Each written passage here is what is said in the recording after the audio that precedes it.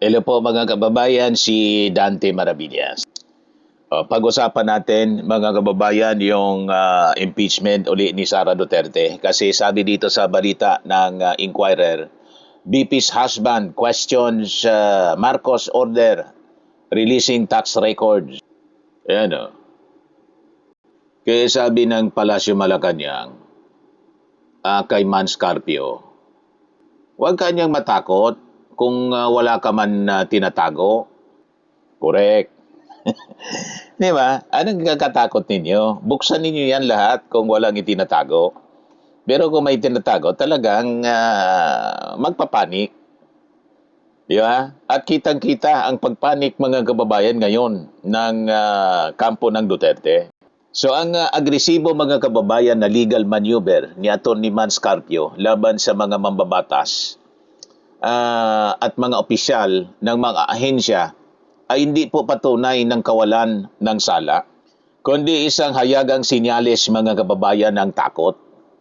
So ang marahas na pagpigil ng pamilyang Duterte mga kababayan na masuri ang kanilang mga bank account at saka mga tax records sa Senate Impeachment Court ay ang pinakang malaking indikasyon na mayroong bilyon-bilyong pondo na hindi nila kayang ipaliwanag sa ating mga mamamayang Pilipino.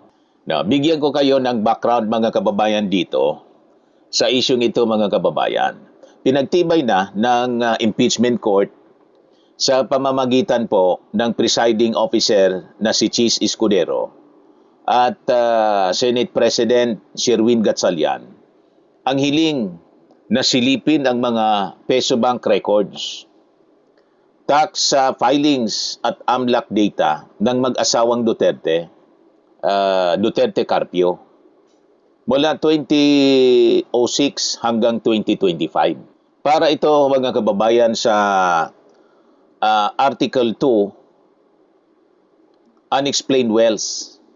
Kasama sa bubuksan ang 19 o 19 pong mga companies, korporasyon at kasama na dito yung law firm ni Mans Carpio. Ang 6.77 billion na red flag mga kababayan na nasilip ng AMLAC, kung saan ayon kay AMLAC Executive Director Ronel Binaventura, may kabuuan po na 33 na mga kadudadudang transaksyon at 630 covered dealings na nagkakalaga ng 6.77 billion ang dumaan sa mga accounts ng mag-asawa na hindi tumutugma daw sa idiniklarang yaman sa SALN ni Sara Duterte. Ngayon, upang harangan po yung pag-usad ng mga ebidensya, nitong taon lamang mga kababayan, nagsampa ng mga reklamo itong si Atty. Mans Carpio sa Quezon City Prosecutor's Office para sa paglabag sa Bank Secrecy Law at saka sa Data Privacy Act laban kina BSP Governor Rimolona Jr., AMLAC Chief Binaventura at mga House Prosecutors po. Kabilang dito si Representatives Laila de Lima at saka yung lead prosecutor na si Batangas Representative Jinky Loestro sa kinasuhan. Nagsampa na rin siya ng petisyon sa Quezon City Regional Trial Court para mapigilan ang paglabas ng kanyang tax record. Ngayon, mga kababayan, sa kabila ng mga asuntong ito, formal nang isinumite sa Senado last week, just the other day, sinumite sa Senado sa impeachment court ng BIR na may direktang clearance mga kababayan at paintulot mula sa ating Pangulong Bongbong Marcos. Yung Land Bank at BPI ang mga records ng mag-asawa upang gamiting opisyal na ebidensya sa paglilitis. Ngayon, pumapalag pa rin sila mga kababayan. So makikita natin dito ang panic mode, manifestation na nagpapanik na po sila. Sa simpleng takbo mga kababayan ng isip ng tao kasi, Ang isang individual po na walang kinatatakutang dumi ay hindi mag-aksaya ng oras at pera para kasuhan ang mga ahensyang sumisiyasat sa kanyang yaman. Ganun lang po yon. Kasi po, kung ang pondo ay galing sa malinis na negosyo o legal na kita, mas madali at mas mabilis na pumirma na lamang po ng bank waiver upang tapusin na po yung usapin at sa kahiyain yung mga nag-aakusa. Di ba? Napakadali lang. Pag ang isang tao po ay walang tinatago, o nga ko walang itinatago, buksan ko agad, tapos na. Siguradong mapapaya yung mga nag-aakusa sa akin. Ganon lang yan. Pero pag pinipigil, yan ang ibig sabihin yan mga kababayan. May tinatago talaga. So, they resorted to technicalities mga kababayan. Ginawa nilang panangga ang mga teknikalidad. Ang ginagawang ingay at pagpapakalat ng demanda ng kampo po ni Duterte ay isang diversionary tactic.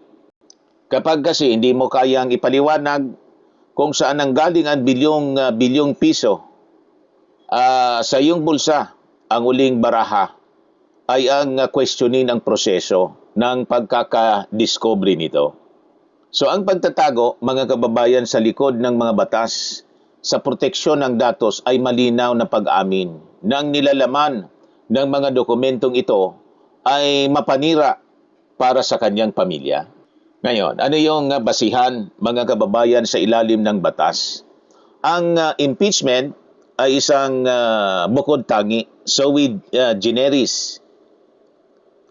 Ipinaliwanag ni na Congresswoman Laila de Lima at saka ni Chel Jokno ng impeachment niya ay isang constitutional mechanism para sa pampublikong pananagutan.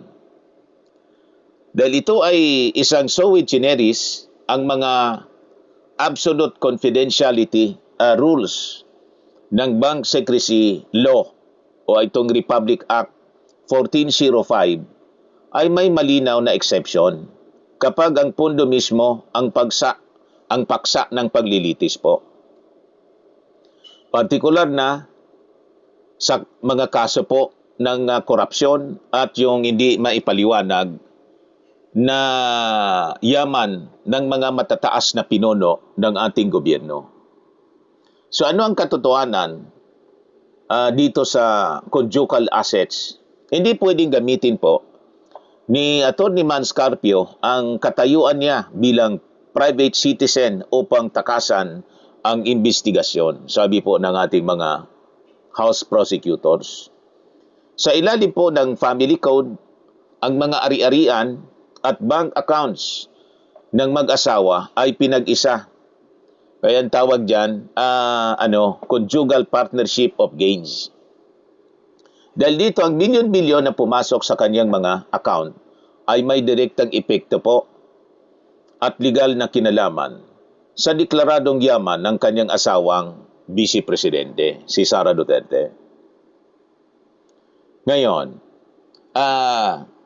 ang Korte ng Senado, mga kababayan, ay ang siyang may huling pasya dito. So ang pagtakbo ni Carpio sa Korte upang kasuhan ang mga mambabatas ay walang legal na bisa para pigilan po ang paglilitis ng Senado. So generis nga po eh. Ang Senate Impeachment Court ay may natatanging kapangyarihan sa ilalim po ng ating saligang batas na mag-issue ng sumpena 12 tecum at walang mababang korte o prosecutor ang pwedeng humarang po sa utos nito. So, ang mga isinumiting kahon po the other day ng ebidensya ng BIR at mga bangko ay ganap ng nasa custody ngayon ng batas at hindi na pwedeng bawiin. Yon ang kalagayan ngayon, mga kababayan. So ang paggamit po ni Atty. Mans Carpio sa Bank Secrecy Law bilang panangga at ang pagsampa ng kaso laban sa mga mambabatas ay hindi patunay ng kalinisan, kundi ang pinakamalaking resibo na gipit at nagpapanik na talaga, mga kababayan, ang mga Duterte Dahil hawak na ngayon ng impeachment court ang bilyon-bilyong sikreto ng katotohanan. Kaya sabi ni Jose Castro kahapon, pero tandaan natin kung wala ka naman nililihim at wala namang makikitang anomalya sa mga records na pinabubuksan, hindi kailangang matakot. Dapat maging proud pa kayo na ito ay kita ninyo ay galing sa malinis. Correct. Sa mga naghanap ng malinis and spacious fitness gym, pumunta lang po kayo sa aming Colossal Fitness Gym. We also offer Grab Car Rental with our brand new 2023 model ng Toyota Innova. We also accept booking for those who are planning to travel via PAL, Cebu Pacific, and other airline companies, local and international, and bills payment for Meralco Bills, PLDT, Aleco Bills, etc. Ang Colossal Fitness Gym is located at 3rd floor Security Bank Building, Landco Business Park, Legazpi City, Albay.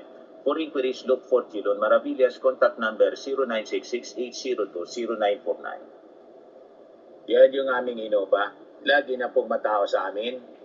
Pati mga foreigners po, tingnan ninyo. Mga British tourists sila. Ang lalaki ng katawan na, mga kababayan, nag-gym sa amin. Ito naman po, Indian National. Ito mga mga European sila. Ito naman yung bago naming product na binibenta online, iGlow Serum. Whitening po siya galing sa South Korea.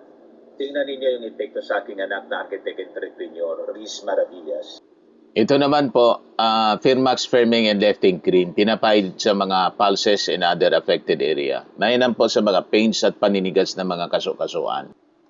Ito po, Automax Radiant Serum. Sa mukha naman yung application. Anti-aging po siya. You will look 10 years younger than your age. Ito naman po yung bagong product naming binibenta online.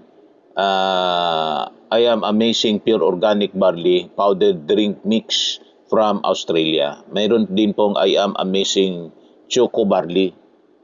Ngayon po siya sa mga cancer patients. Para po sa inyong orders and inquiries, dumiretso na lang kayo sa aking anak na architect entrepreneur, Riz Maravillas.